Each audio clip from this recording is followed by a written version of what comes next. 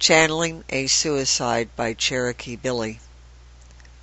I have written this for anyone who has suffered the loss of a loved one from suicide, or for anyone who is contemplating suicide.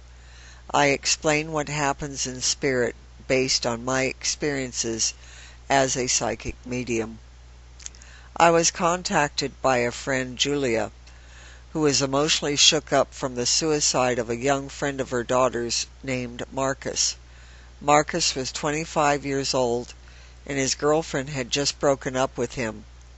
Despondent over his life, he shot himself in the head and died immediately. Julia wanted to know if I could contact his spirit and find out how he was, as this had just occurred the day before. I have channeled many murder victims and accident victims. This was the first time I was asked to channel someone who committed suicide. Knowing the suffering that everyone was going through, I was compelled to contact Marcus.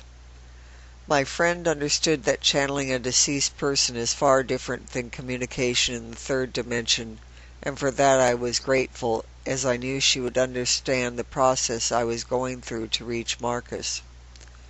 When I am meant to contact a deceased person, everything happens quickly. I put myself into a trance-like state, and almost instantly I could see Marcus. I had no photographs of him, but I knew I was seeing him immediately. He was underneath a bench that was situated in a large, brightly lit, dormitory-like setting.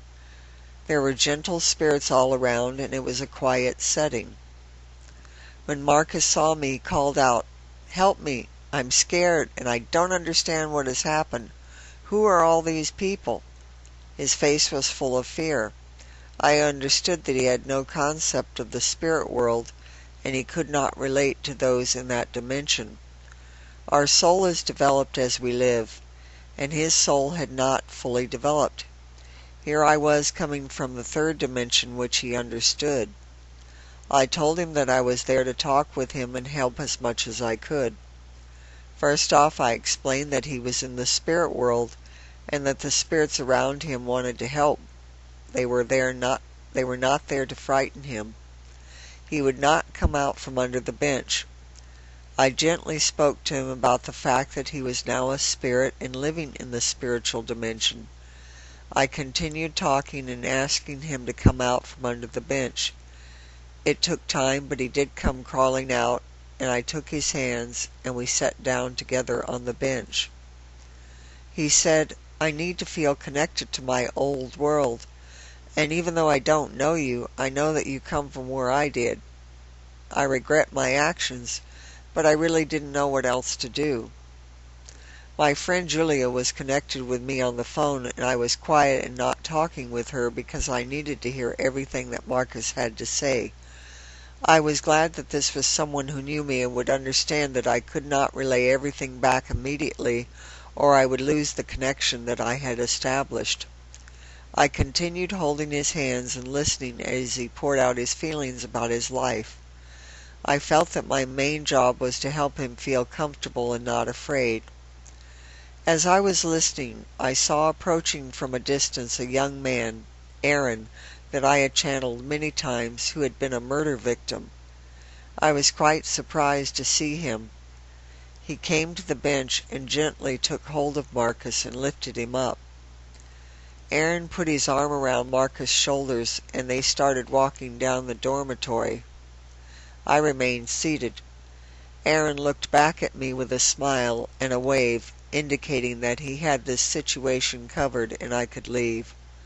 Watching the two of them stroll through the dormitory, I could see how intently Marcus was listening to Aaron, and I was so glad that he had come along to help this confused soul transition into the spirit world. Marcus was not shunning the light from the divine spirit. He was simply confused at the transition. At this point it was time for me to leave, and I came back into my body and relayed all that I had seen and heard to Julia. It made her feel better to hear how Marcus was, and that he was going to be all right in time. From this experience, I saw that there is a great deal of misconception about people who commit suicide. They are not condemned to hell as many religions teach, but taken care of by loving spirits. There is no karma to reap. A suicide is not condemned to walk the earth as a ghost. Some spirits choose to stay here and not move on into the spirit world. The only one that will judge us in spirit is ourselves. We will be given opportunities to look at our lives from different perspectives. People may disagree with what I have stated, but this is what I have observed from frequently visiting the spirit world. The divine spirit, God, is love and is not going to turn away from one of his children. All is forgiven in pure love.